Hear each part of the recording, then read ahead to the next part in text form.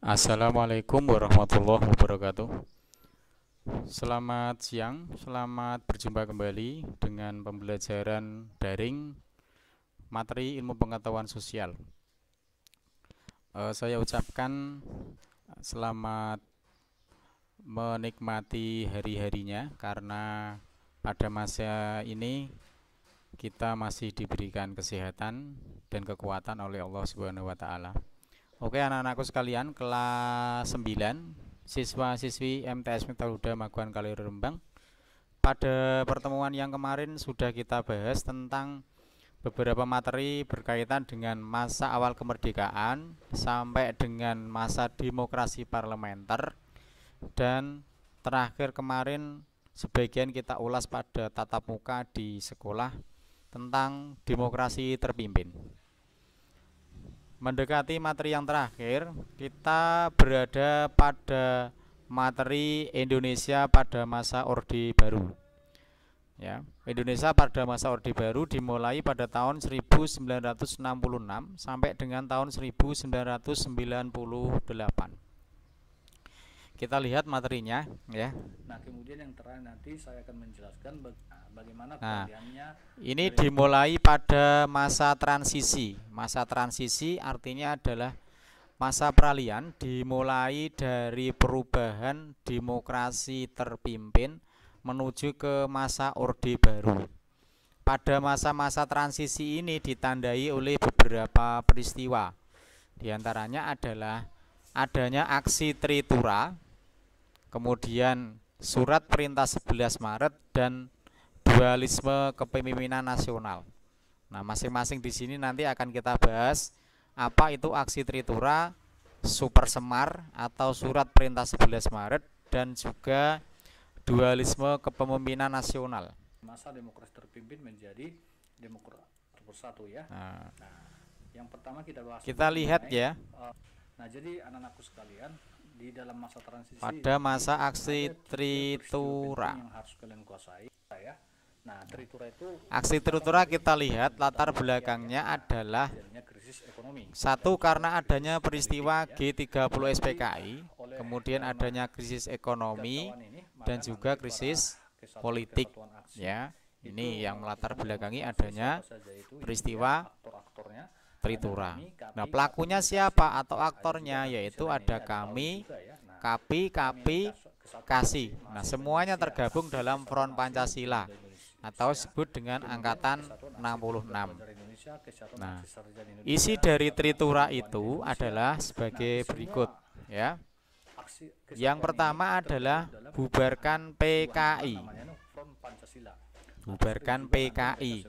Karena memang pada masa itu adalah sedang terjadi pemberontakan G30 SPKI.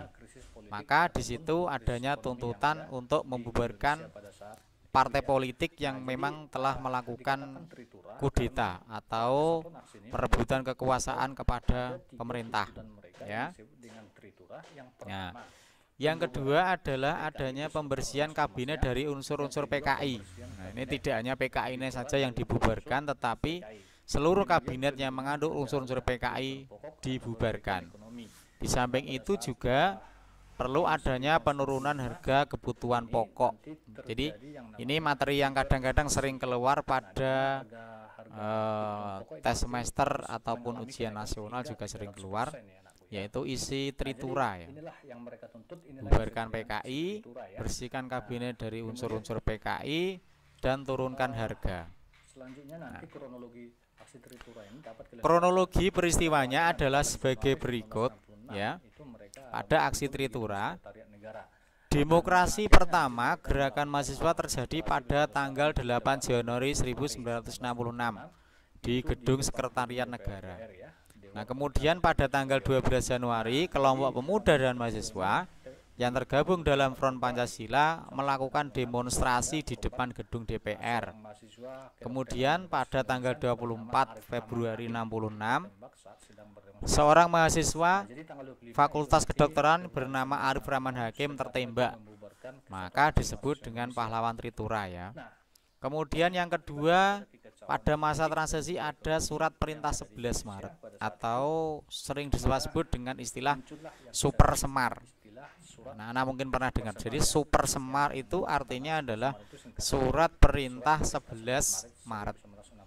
Nah, latar belakangnya apa yang mendasari adanya peristiwa Super Semar?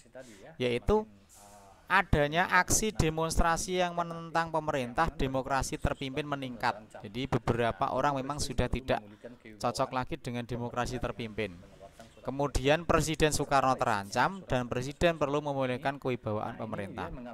Isinya dalam Super Semar mengambil segala tindakan yang dianggap perlu untuk terjaminnya keamanan, menjamin keselamatan pemimpin tertinggi yaitu presiden, dan melaksanakan dengan pasti ajaran pemimpin besar revolusi. Nah, ini adalah beberapa isi dari Super Semar. Nah, pada akhirnya Super Semar ini akan memberikan dampak. Dampaknya bagaimana? Dampaknya adalah kondisi keamanan negara berhasil dikendalikan, ya. Kemudian wibawa tentara semakin meningkat dan pada akhirnya tadi Soeharto sebagai pemegang mandat Super Semar memiliki kekuatan politik. Dan ini dengan adanya Super Semar mau tidak mau akan menguntungkan keberadaan Soeharto, ya. Kemudian masa transisi yang ketiga adalah adanya dualisme kepemimpinan nasional. Nah, ini apa maksudnya? Ini ada istilah dualisme. Jadi ada dua kepemimpinan nasional, ya. Yang dimaksud seperti apa? Nah, mengapa terjadi dualisme kepemimpinan nasional? Nah, seperti ini kenyataannya. Berdasarkan ketetapan MPRS nomor 4 tahun 1966, apabila presiden berhalangan, kedudukannya dapat diganti oleh pemegang mandat Super Semar. Nah, sedangkan pada ketetapan MPRS nomor 23 tahun 66, MPR memberikan tugas kepada pengemban mandat Super Semar untuk membentuk kabinet Ampera atau sering disebut dengan amanat penderitaan rakyat. Jadi istilahnya ya, satu, kekuasaan dipegang oleh Soekarno sebagai presiden. Nah, yang kedua, berdasarkan ketetapan MPRS nomor 23, ini pemegang mandat bisa menggantikan keberadaan Soekarno. Nah, dampaknya dalam dualisme kepemimpinan nasional, yang pertama adalah Soeharto turut menentukan nama-nama menteri yang mengisi pos jabatan di kabinet Ampera. Kemudian Soekarno berkedudukan sebagai pemimpin kabinet, sedangkan Soeharto bertindak sebagai pelaksana pemerintahan. Kemudian popularitas Presiden Soekarno juga semakin merosot karena dengan adanya Soeharto, ya. Kemudian muncul tuntutan agar Presiden Soekarno mengundurkan diri dari jabatannya dan digantikan Soeharto, gitu, ya. Nah, kemudian pada masa transisi ini diikuti dengan pengunduran diri Presiden Soekarno. Dimulai pada tahun 66, Soekarno menyampaikan pidato pertanggungjawabannya yang dikenal dengan nama Nawaksara. Terus tanggal 20 Juni meminta Presiden Soekarno melengkapi pidatonya. Kemudian pada tanggal 10 Januari 67, kemudian Soekarno melengkapi pidatonya tersebut, dan akhirnya pada tanggal 22 Februari 1967 Soekarno secara resmi mengundurkan diri dari jabatannya. Artinya Presiden Soekarno mengundurkan diri sebagai Presiden Republik Indonesia pada waktu itu, ya. Ini beberapa peristiwa sebelum Soekarno sebagai Presiden Republik Indonesia mengundurkan diri, yang nanti pada akhirnya akan digantikan oleh siapa? Oleh Legend Soeharto, ya. Nah, kita lihat kelanjutannya. Kemudian bagaimana keadaan politik dan ekonomi? Nah, kita lihat pada stabilitas politik dan rehabilitasi ekonomi. Jadi keadaan politik dan juga perbaikan ekonomi. Nah, ini kita lihat di sini dijelaskan adanya stabilitas politik dan rehabilitasi ekonomi, ya. Adanya pelaksanaan demokrasi, kebijakan pembangunan, stabilitas penyeragaman dan penerapan dwi fungsi ABRI.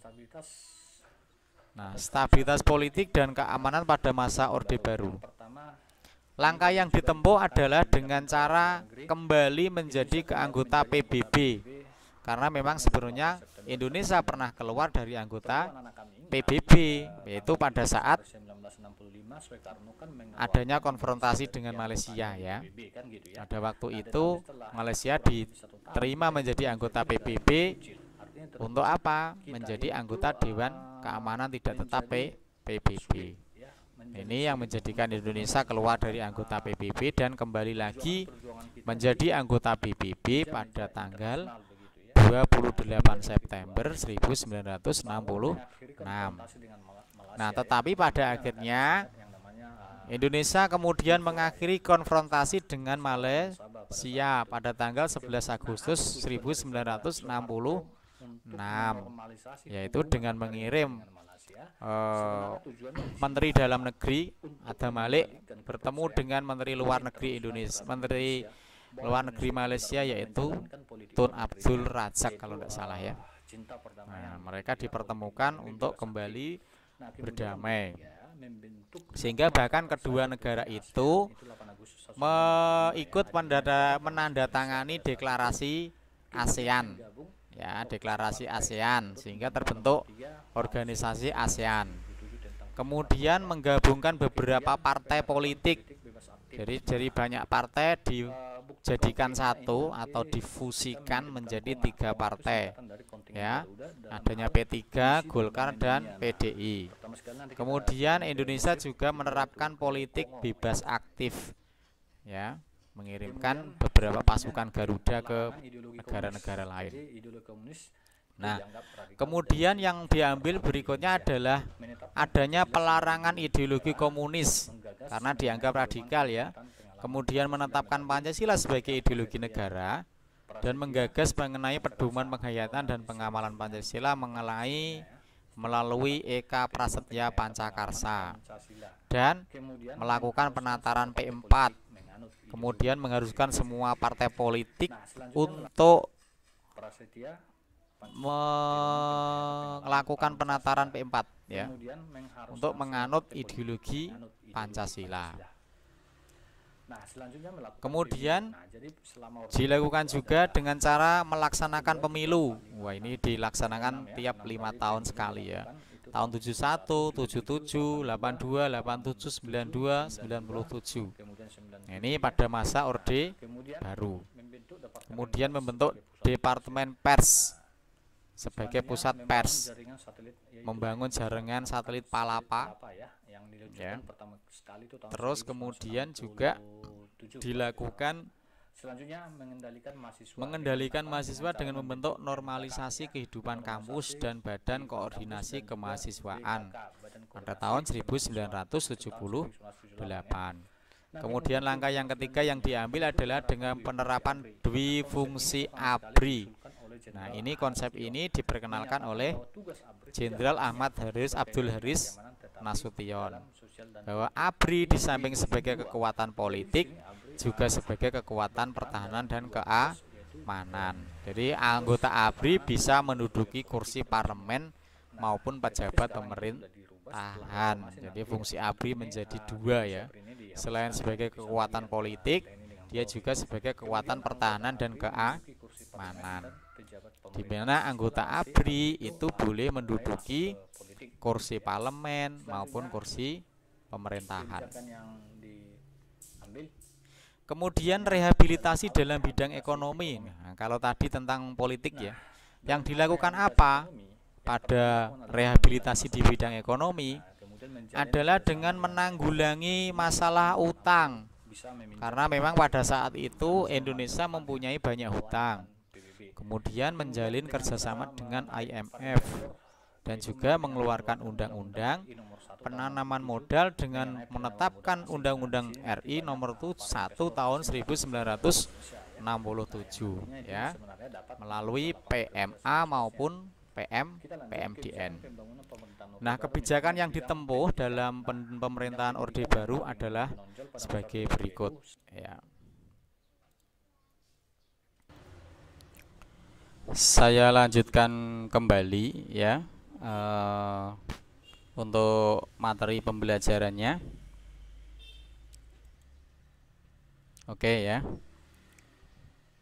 Tadi sampai pada kebijakan pembangunan pada pemerintahan Orde Baru ya. Jadi di dalam bidang pendidikan ini ditempuh dengan beberapa hal. Di antaranya adalah adanya pembangunan sekolah dasar Inpres ini dilakukan di seluruh wilayah Indonesia. Makanya di setiap desa itu dulu SD itu sering ditempeli dengan istilah SD Inpres. Ini adalah program pada masa pemerintahan Orde Baru. Kemudian adanya peningkatan jumlah guru dalam memenuhi kebutuhan pengajaran dan mencanangkan program wajib belajar 9 tahun. Nah, jadi dari selain SD, anak-anak wajib mengikuti pendidikan sampai tingkat SLTP. Kemudian juga pemerintah juga memberikan program bantuan beasiswa diantaranya melalui GNOTA atau Gerakan Nasional Orang Tua Asuh. Kemudian pemberontakan buta aksara dengan membentuk program kelompok belajar.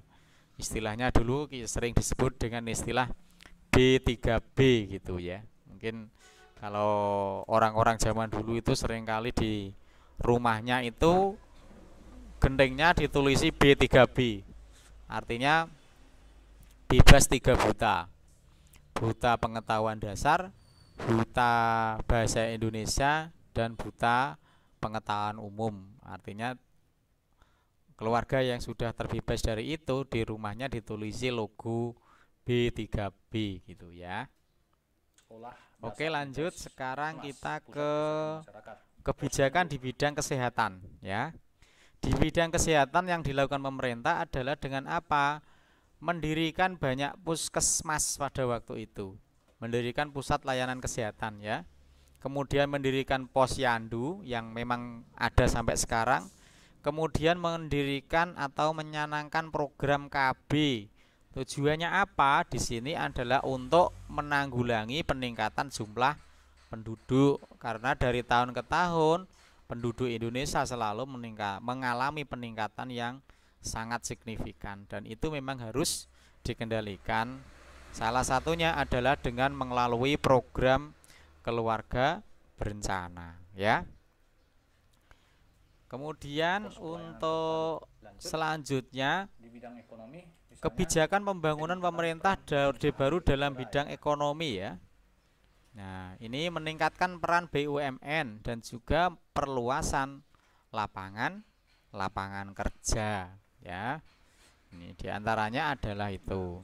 Terus di bidang ekonomi pembangunan jangka panjang dengan melalui GBHN atau garis-garis besar haluan negara, yaitu dilaksanakan 30 tahun ke depan, dan pembangunan repelita atau rencana pembangunan 5 tahun yang jangka panjangnya 30 tahun, yang jangka pendeknya adalah dengan repelita pembangunan 5 tahun dari pelita 1, pelita 2, pelita 3, kemudian ada pelita 4 dan pelita 5. Nah, di mana pada masing-masing pelita ini ada program sasaran ya. Jadi misalnya pelita 1 untuk peningkatan produksi pertanian, pelita 2 tersedianya pangan, pelita 3 teknologi pembangunan, sampai dengan pada pelita ke-5. Nah, ini ya, ada pengembangan industri dan sumber daya manusia. Kemudian juga pemerintah mencanangkan revolusi hijau. Nah, apa artinya ini revolusi hijau? Yaitu adanya beberapa program. Misalkan pada bidang intensifikasi pertanian, ini melalui Panca Usaha Tani. Panca Usaha Tani ini ya. Pada program ekstensifikasi membuka lahan pertanian baru. Kemudian diversifikasi, menemukan berbagai jenis pertanian yang beraneka ragam. Kemudian dalam bidang rehabilitasi misalnya dengan cara memperbaiki lahan-lahan yang sudah kritis ya. Misalkan daerah yang sudah kritis dikelola dengan baik sehingga tanahnya nanti bisa dipergunakan menjadi lahan yang tanah yang baik untuk jadi area dampak daripada pertanian. pertumbuhan ekonomi di berbagai wilayah Kemudian juga membangun pusat pertumbuhan ekonomi. Nah, ini berbagai wilayah dari mulai Medan, Jakarta, Surabaya sampai dengan Makassar. sosial budaya. Nah, kemudian apa yang dilakukan dalam bidang sosial budaya? Nih, melakukan program transmigrasi. Ya, makanya zaman dulu itu banyak adanya program transmigrasi, yaitu daerah-daerah yang penduduknya padat dipindahkan kepada daerah yang penduduknya jarang. Misalkan di Pulau Jawa, orang-orang Wonogiri itu yang dibuat waduk sekarang itu kan orangnya banyak yang dipindah ke luar Jawa, terutama daerah Sumatera, Kalimantan, bahkan sampai dengan Sulawesi. Kemudian langkah yang kedua dengan menurunkan angka pengangguran, yaitu dengan menyalurkan tenaga kerja di sektor perkebunan, perikanan, ekspor kayu, dan lain sebagainya. Dan juga memberikan sosialisasi agar kebudayaan dan kesenian berkembang sesuai dengan kepribadian bangsa. Meningkatkan pembinaan kesenian melalui sekolah, kemudian inventarisasi, dokumentasi, dan penelitian warisan budaya nasional, dan tidak lupa pemeliharaan peninggalan benda-benda purbakala. Itu dari Pulau Jawa. Ya, ini pada bidang sosial budaya. Kita lanjut pelaksanaan demokrasi pada masa demokrasi. Pelaksanaannya dalam demokrasi pada masa Orde Baru. Demokrasi pada Orde Baru menggunakan sistem demokrasi Pancasila. Nah, kalau sebelumnya kan ada demokrasi parlementer, ada demokrasi terpimpin. Kemudian demokrasi ini dijalankan pada berdasarkan Pancasila. Ya, ini ya, ada DPR GR, kemudian lembaga kepresidenan sebagai pengontrol lembaga negara baik yang bersifat suprastruktural maupun yang infrastruktural. Nah, ini untuk materi yang lain kita tinggalkan dulu ya. Jadi materinya tadi pada masa Orde Baru. Ini yang terakhir ya dari masa Orde Baru, adanya integrasi Timur. Tapi pembahasannya nanti pada pertemuan yang akan datang saja. Karena pembelajaran kita sebenarnya adalah terlepas dari ini semua. Jadi kita bertumbuh pada pembelajaran masa Orde Baru. Baik anak-anak sekalian, itu saja dari materi yang sudah diberikan oleh Pak Cip. Semoga memberikan manfaat yang sebesar-besarnya buat anak. Memang untuk anak-anak kelas 9 sengaja pembelajarannya saya percepat supaya semua materi nanti bisa tercover semua untuk anak-anak ya. Terima kasih atas perhatiannya anak sekalian. Tetap sehat, jaga iman, jaga imunitas tubuh. Selalu di rumah, jangan kemana-mana, tetap belajar, dan selamat pagi. Assalamualaikum warahmatullahi wabarakatuh.